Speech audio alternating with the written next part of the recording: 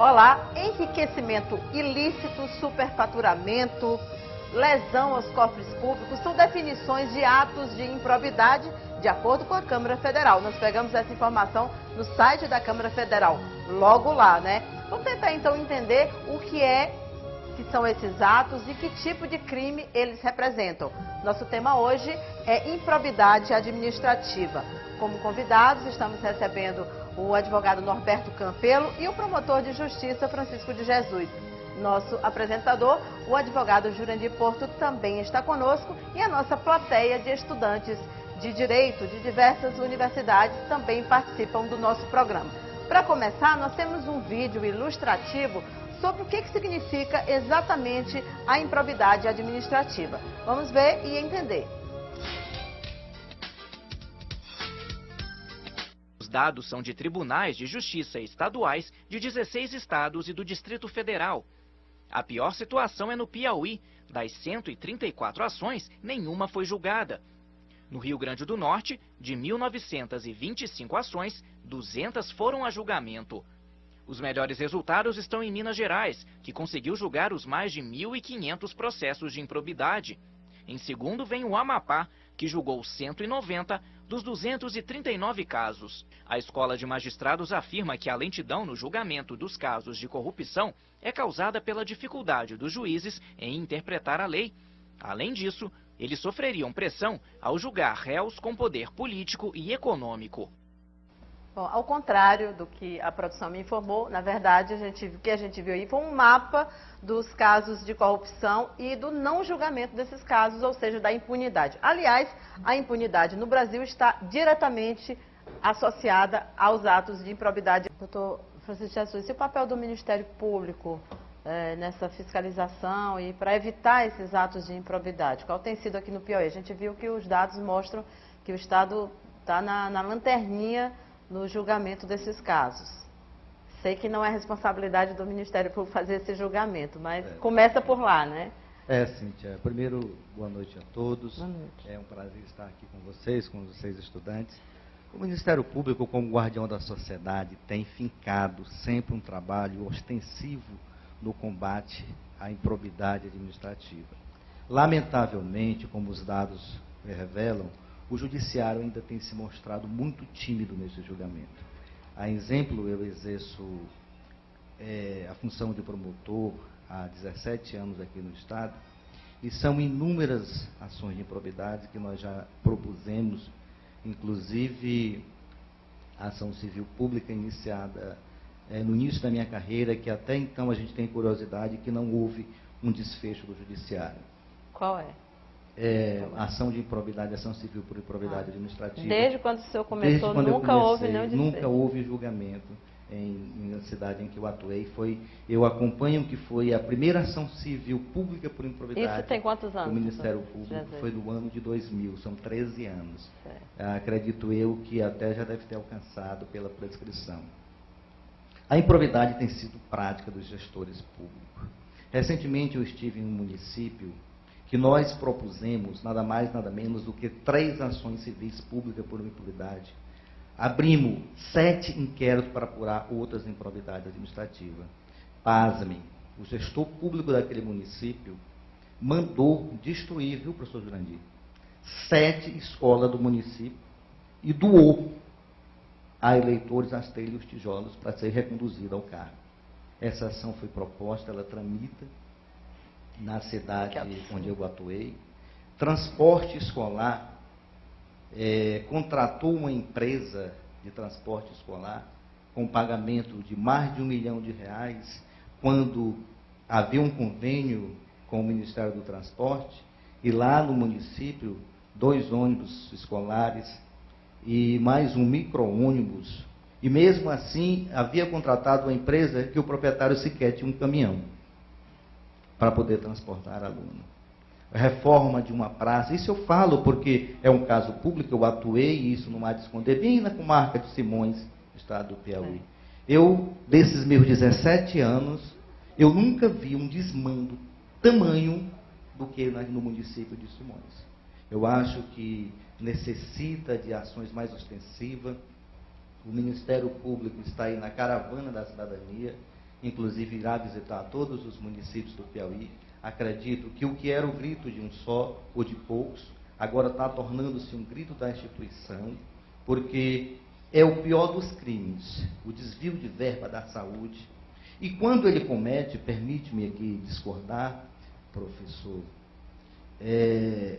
ele também comete o crime do decreto-lei 2001 de 67, o crime de apropriação de desvio.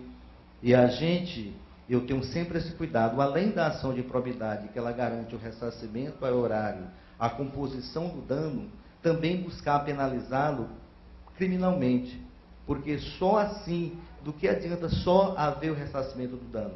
Necessário se faz que haja o ressarcimento do dano, necessário se faz que haja a responsabilidade criminal. E eu tenho sempre o cuidado dessas minhas ações, inclusive, eu soube que tinha estudante, eu não sei se vocês podem interessar, mas todas as cópias dessas ações nós temos aqui, para que depois possa passar para vocês, para que vocês possam fazer uma análise de forma minuciosa, e assim, possam somar a essa cidadania, a esse direito de cidadania que todos nós temos que exercer, mas exercer de forma eficaz, de forma contundente, para combater a corrupção e a improbidade, que é um dos piores males que assola o nosso país. Okay. E o doutor Francisco Jesus falou aí sobre ressarcimento, lembrando que no Piauí, de acordo com a Advocacia Geral da União, pouco menos de 1% dos recursos que foram desviados foram devolvidos aos cofres públicos no ano de 2012. Conseguiu-se ter de volta esse dinheiro em 2012, é um percentual muito baixo. A gente viu aí uma frase atribuída ao presidente do Supremo Tribunal Federal, atual Joaquim Barbosa, o homem mais falado e venerado pela população brasileira. E lembrando que no programa sobre o Código Penal, a gente lembrou aqui, né, doutor Jurandir, que a corrupção de agente público passa a ser também um crime hediondo. Vamos para a nossa plateia. Quem vai fazer a primeira pergunta? Boa noite a todos. Eu me chamo Togarma.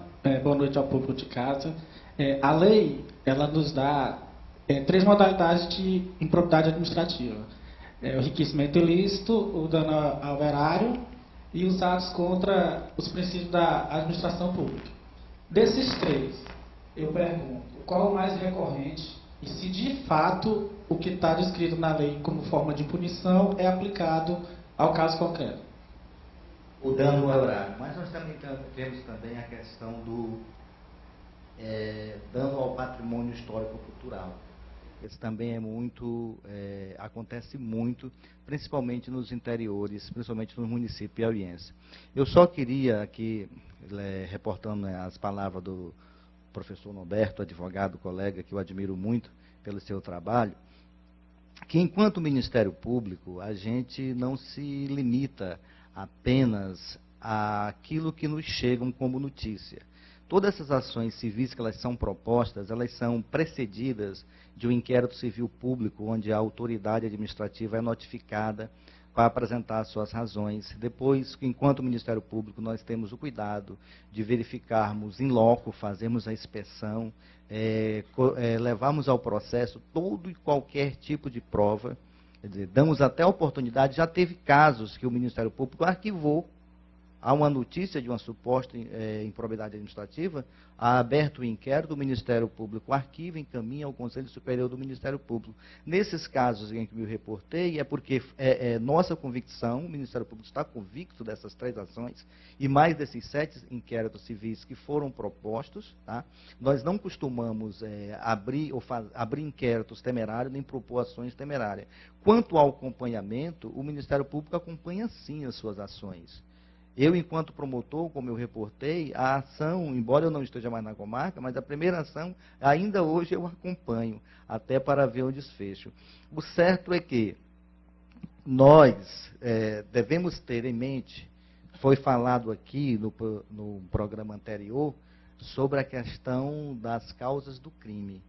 Eu acredito que a gente se preocupa tanto com aquele que furta uma galinha, aquele que comete uma lesão, e esquece dos verdadeiros criminosos que estão aí a praticar as improbidades administrativas. Mais uma pergunta? Primeiramente, boa noite a todos.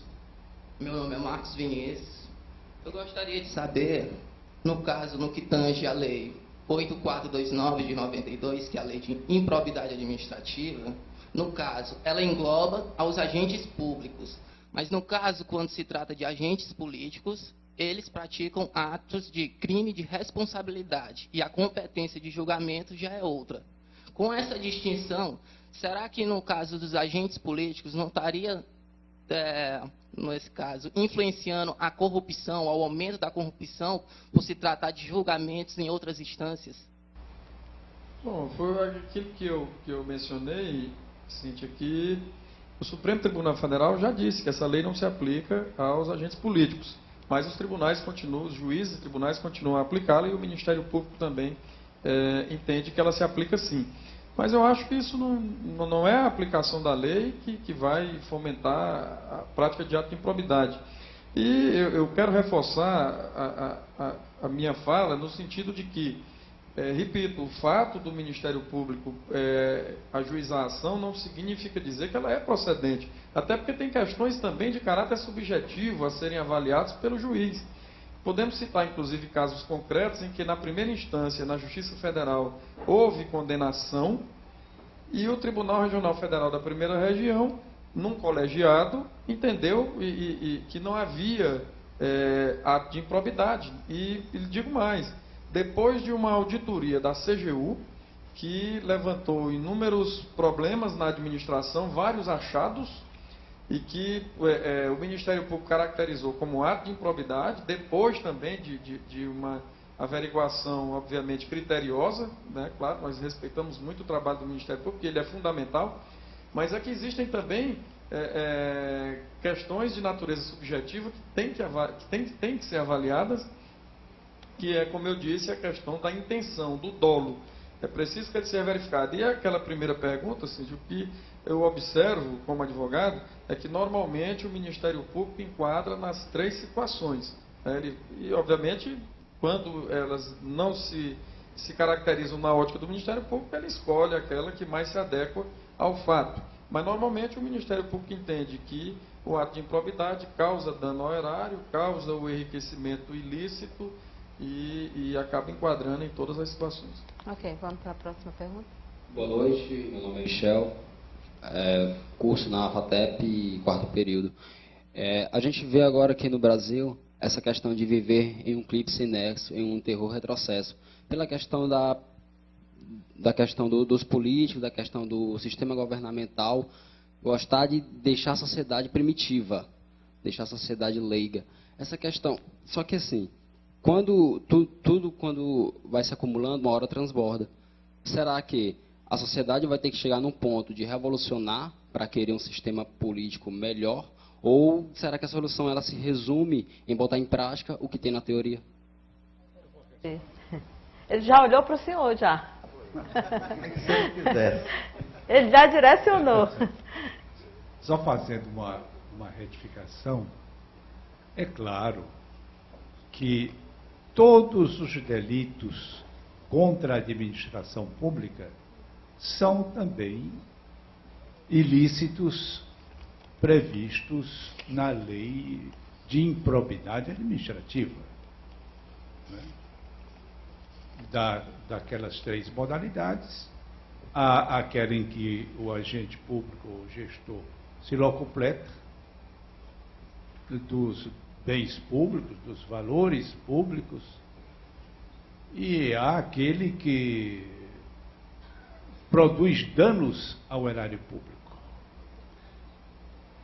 Eu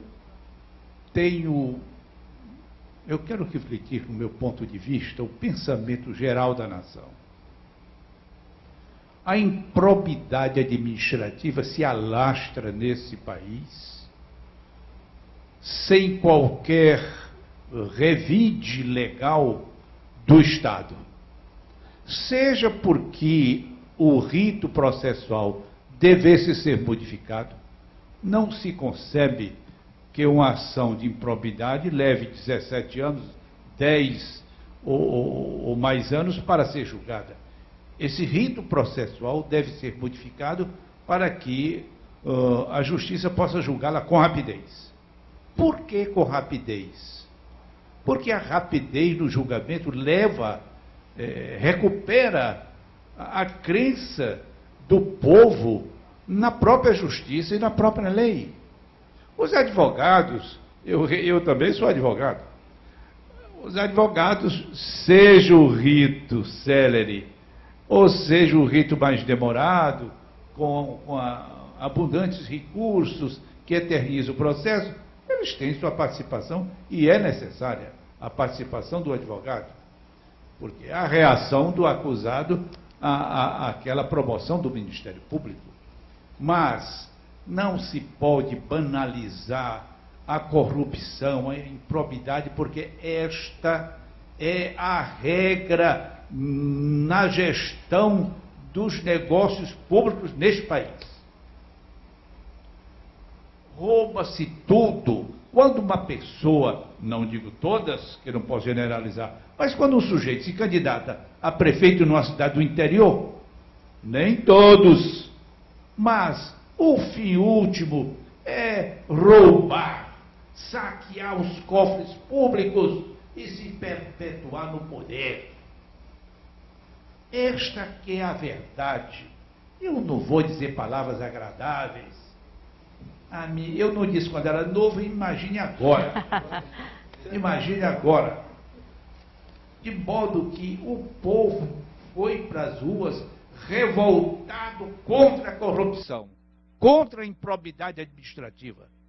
E é preciso uma resposta forte do Estado. Entendo que há necessidade de uma modificação no rito, para que o ímprobo pudesse ser julgado num espaço rápido, de 3 meses, 4 meses, no máximo. Era uma resposta do poder público, porque aqui se contemporiza com toda espécie de safadeza, de patifaria dos gestores públicos.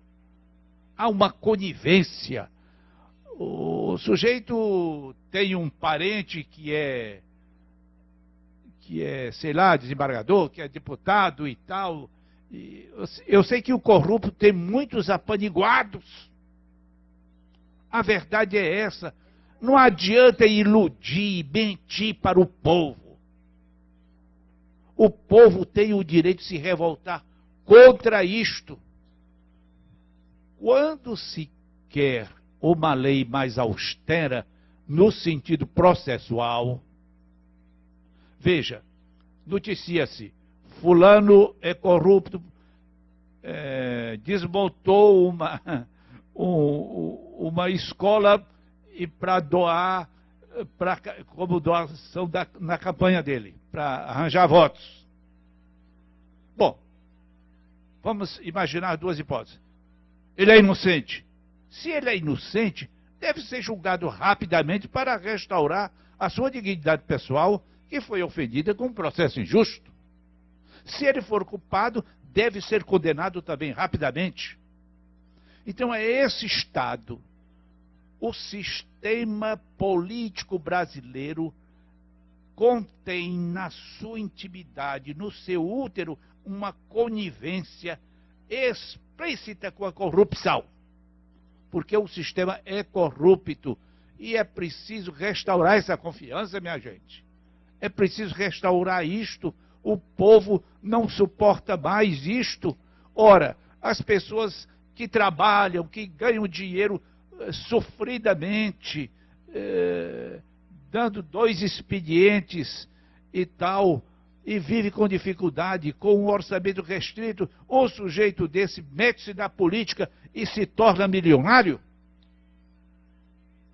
E se torna milionário? Isso não pode mais ser tolerado. Eu estou falando aqui como um homem do povo. Não é o fato, porque se eu sou advogado de um corrupto, eu não posso falar com isenção, porque eu sou advogado dele. Se o Ministério Público promoveu a ação, que é claro que o Ministério Público deve ser isento, mas nem sempre o é. Não é? Podendo agravar a situação do denunciado, agrava. Nem todos, nem todos, nem todos. Pois bem, mas o fato é que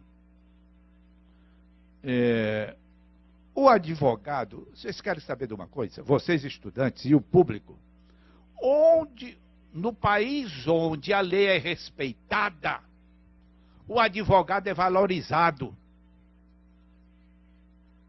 Porque ele é um representante da lei. Nos Estados Unidos, se tiver uma roda com generais do exército, etc., e chegar um advogado, todo mundo deixa os generais, etc., e vão conversar com o advogado. Porque o advogado é algo muito importante. Nós, advogados, não somos a favor dessa patifaria, porque precisamos ganhar dinheiro de modo nenhum. De modo nenhum. Senhores, um não à improbidade. E vamos estimular os políticos a criarem o rito processual que assegura o julgamento rápido dessa corja de safados que desviam dinheiro até da merenda escolar. Isto é bonito, pelo amor de Deus. É de dizer, isso não existe? Existe, é a regra. A corrupção é a regra. A improbidade administrativa é a regra. Que país é este? Será possível? E o estudante tem razão, que o povo tenha que ir para as ruas agora dentro de uma perspectiva mais grave para combater o crime num país que está naufragando na corrupção. Se a corrupção, se isso tudo fosse recuperado, nós teríamos dinheiro de sobra para a educação, para a saúde, para a segurança pública, para tudo. Meu Deus do céu, que país é esse? Onde estarão os salvadores deste país? Talvez nas ruas, não nos gabinetes. Dá para a gente fazer uma pergunta ainda nesse bloco? Rapidinho para a gente fechar com as perguntas. Vamos lá, quem vai falar? Oi. Boa noite a todos. Meu nome é Luiz Carlos Araújo, sou estudante da SPED de Direito da Universidade Estadual do Piauí. Fiquei feliz com o tema, porque trabalho com isso e pretendo me especializar em Direito Administrativo. Diante disso, quero fazer aqui uma pergunta aos doutores. Apesar de que sabemos a lição primária, que o desconhecimento da lei não vai livrar da punição, mas sabemos que tem candidatos políticos que não têm o mínimo de conhecimento do que seja uma licitação. Eu cheguei a participar, por exemplo, de cursos onde um consultor jurídico dizia o seguinte: eu acreditava que estava fazendo correto, mas estou fazendo tudo errado. Até que ponto é importante o conhecimento do candidato e até que ponto é importante a presença de uma consultoria jurídica adequada? Porque vemos, e isso se repete, que vários políticos, candidatos, muitos, não sabem nem o que é uma lei, o que é uma Constituição. Olha, meu estudante, eu vou dizer o seguinte: a maioria dos políticos, mesmo não sendo totalmente alfabetizados, na maioria das vezes, eles sabem mais do que a gente.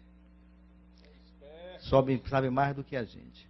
Você pega, quando você notifica para um inquérito civil, eles trazem uma licitação perfeita, obedecido todos os procedimentos. Se você não tiver um olho de águia, não for buscar nas raízes do problema, você com certeza é ludibriado.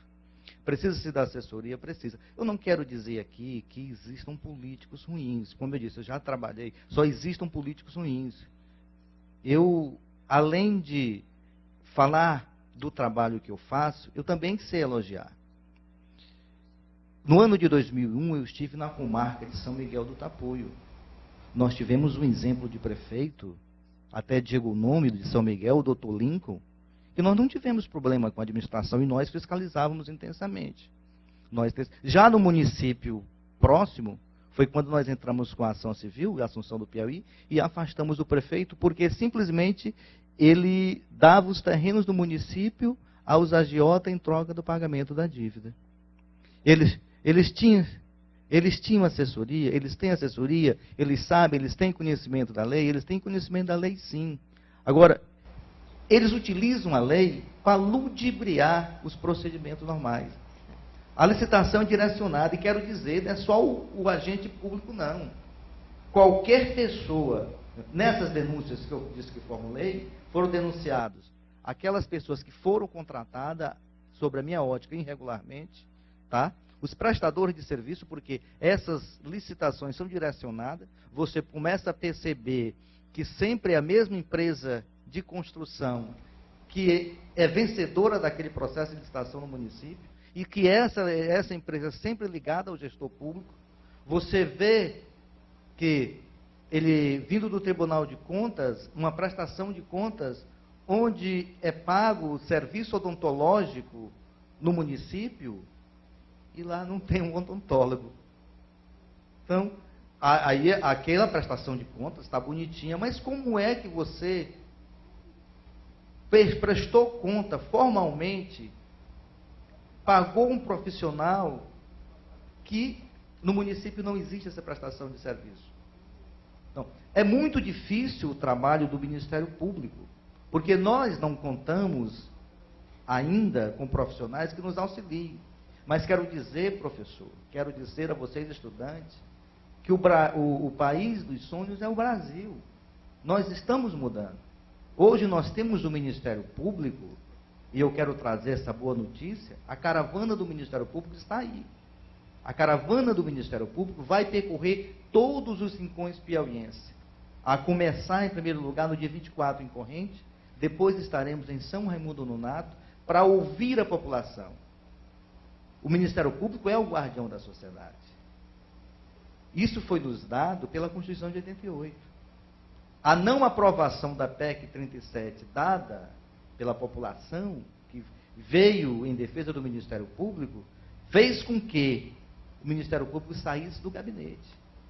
Tirasse o paletó, tirasse a gravata. Está aí a resposta.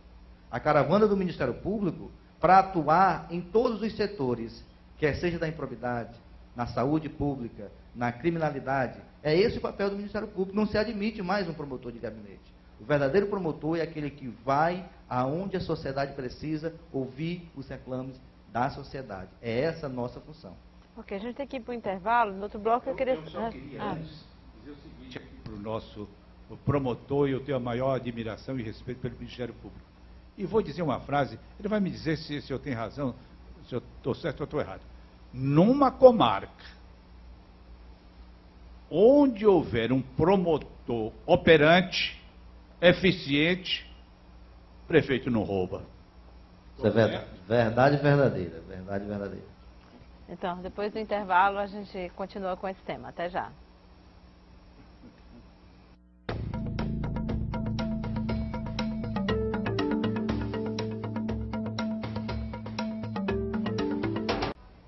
Nós estamos de volta debatendo hoje a improbidade administrativa. No bloco anterior nós falamos sobre até que ponto que os gestores são desinformados sobre a legislação e que talvez por isso possam cometer crimes. Como nós somos pessoas assim que somos muito otimistas, né? A gente abordou também esse lado aqui, doutor Jurandir. Eu queria saber do doutor Norberto dessa importância do conhecimento da lei para se evitar os equívocos, porque se infelizmente os ímprobos são a regra, há aqueles que são a exceção, né? Os honestos, os que são probos, os que realmente fazem a coisa dentro da lei. Bom, como eu coloquei no início da minha fala, o objetivo da lei é apanhar, é pegar aqueles que têm de fato a intenção de lesar o patrimônio público. Então, desses nós não temos que tratar. Eu acho o seguinte, é que o que a lei, o que é preciso afastar como ato de improbidade é aquilo que se praticou, mas, obviamente, sem a intenção de causar nenhum prejuízo. E aí vem a importância também do conhecimento da lei.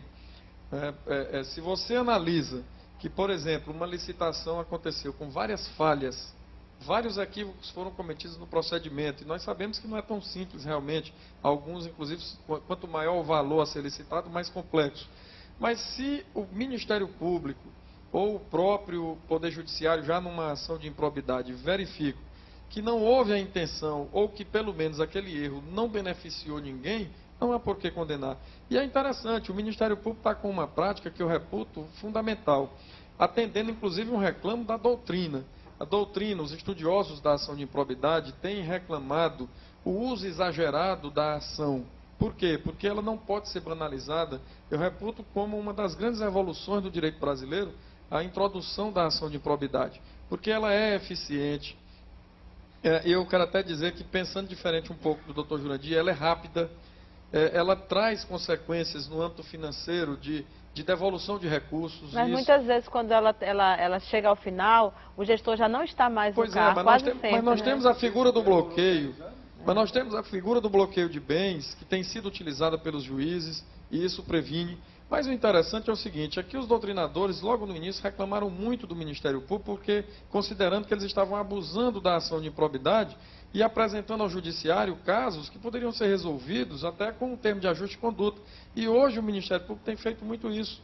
Eu posso citar o exemplo dos cartões corporativos da Universidade Federal, que em algumas comarcas, juízes federais apenas notificaram os gestores, verificando que não havia ato de improbidade, notificaram os gestores, olha, nós observamos aqui, a CGU observou que vocês estão cometendo falhas tais e tais no uso de cartão, mas que não caracterizam o ato de improbidade, ou que não causaram nenhum dano, não lesaram o erário. Então, a partir de agora, você vai firmar um compromisso com o Ministério Público de evitar estes erros e passar a se conduzir da forma tal, tal e tal. Então, é por isso, inclusive, que eu reputo os tribunais de contas como os tribunais mais importantes do país, porque eles também têm essa faculdade de prevenir a ocorrência do dano. Tudo bem, a finalidade da lei de punir é importante, mas ali você já teve o dano causado.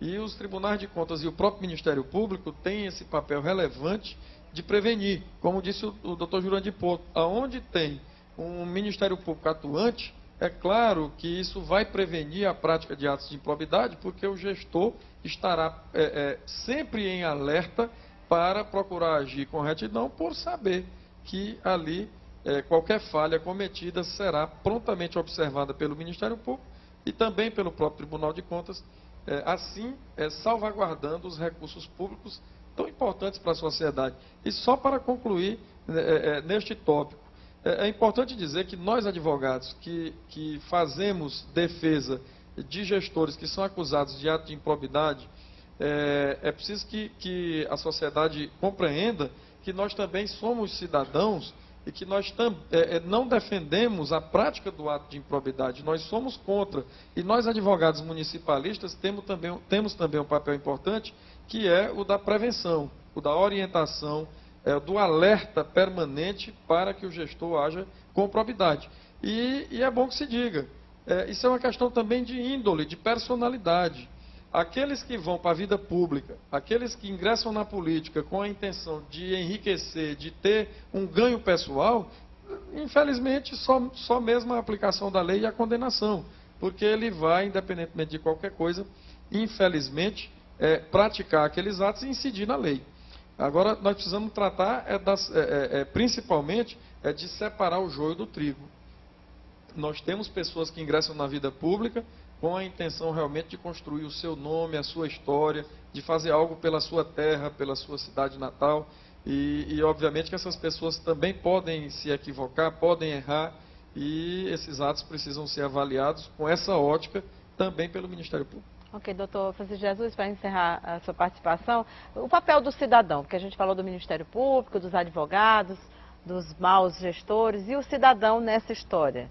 Como ele pode participar, ajudar os órgãos fiscalizadores? Fiscalizando e denunciando. Já é suficiente o papel do cidadão na medida em que é o melhor fiscal do Ministério Público. Na medida em que você, que está no município, que às vezes o promotor não conhece todas as mazelas, não tem conhecimento de como as coisas ocorrem, na proporção em que você procura o Ministério Público e você denuncia, o Ministério Público passa a intensificar as suas fiscalizações, daí ele passa a notificar os gestores, passa a recomendar quando existem falhas administrativas. Nós admitimos sim que quando há falha administrativa, enquanto Ministério Público, nós notificamos, nós recomendamos e às vezes até extrapolando as nossas funções, orientamos aquele gestor, porque o que o Ministério Público quer é uma administração que se paute na legalidade, na impessoalidade, na moralidade e, acima de tudo, na eficiência, aplicando corretamente todos os recursos públicos. Agora, na medida em que você notifica, recomenda, essas recomendações são descumpridas, que você instaura um inquérito civil e que você nota que aquele gestor, ele é quanto mais que ele afronta inclusive a instituição, afronta o cidadão, acha-se senhor absoluto do poder, acha-se dono da coisa pública, que ele pode, ele manda, aí sim, aí nós instauramos, depois de instrução a nível de Ministério Público, instauramos ações civis públicas e estamos convictos de que todas as ações que fizemos ao longo desses anos à frente do Ministério Público não foram ações temerárias, foram ações calcadas em provas, em vistorias, em ouvir a outra parte, em obediência ao contraditório e ampla defesa. E mais uma vez eu lamento, eu acho que está faltando ainda o papel do judiciário. O judiciário tem que mostrar para que veio nas ações de improbidade, porque todas essas ações que nós propusemos, elas têm pedido de liminar de bloqueio de bem para garantir o ressarcimento ao erário, ela tem o pedido de afastamento do gestor público, quando a prática é quanto mais, e, pasmem, ainda o judiciário se mostra tímido, é necessário que os juízes atente para esse tipo de processo, que eles busquem dar uma resposta que a sociedade precise para que eles possam fazer com que todos os gestores triem o caminho da moralidade administrativa. Doutor Jurandir. Os nossos colegas alunos, prestem bem atenção no quadro que eu vou pintar. Ser prefeito é um sacrifício, porque os vencimentos, os subsídios é pequeno, mas ele vai fazer aquele sacrifício para servir ao povo, para servir à sociedade. O deputado, do mesmo modo, o único interesse é servir ao povo, malgrado os seus rendimentos diminuam ao se investir na função pública. Acreditam nisto? Senhores, que o Estado altere a sua legislação. Justiça tardia não é justiça. O nosso estimado promotor mostrou exemplo de um processo de improbidade que dura 10 anos, que durou 10 anos, ainda não foi nem julgado. Isso é justiça?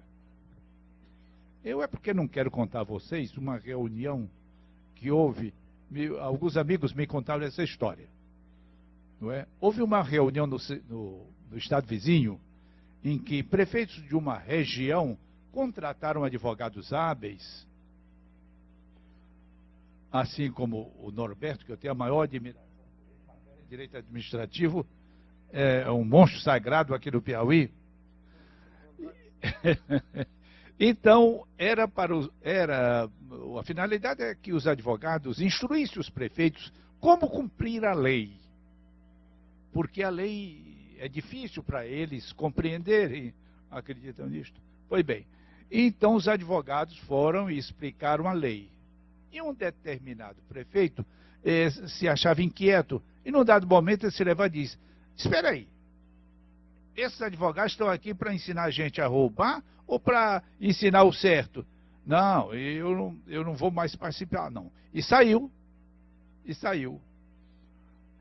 Eu não acredito nessa inocência de não saber a lei e tal, nesses erros, ausência de dolo. Isso é um romantismo. E os nossos alunos aqui estão rindo. Estão pensando igual a mim. Mas esse país é grande.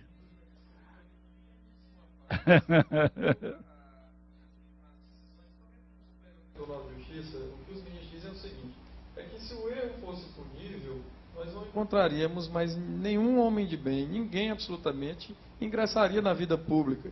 Porque a própria Constituição não erro é erro. Perfeição. Erro é erro. É praticamente impossível. Mas eu não posso... A administração pública é muito vasta. Mas okay. Imagine, eu cometo um erro como gestor público e meto dinheiro do bolso. Não, aí é outro assunto. Nosso tempo acabou, gente. Senhores, nosso tempo acabou. Tenha paciência. Então, estou falando do erro sem dinheiro. Obrigada. Nosso tempo realmente acabou. Muito obrigada. Obrigada a vocês. Obrigada a vocês mais uma vez pela presença. Nós nos vemos então no próximo domingo, às 8 horas da noite.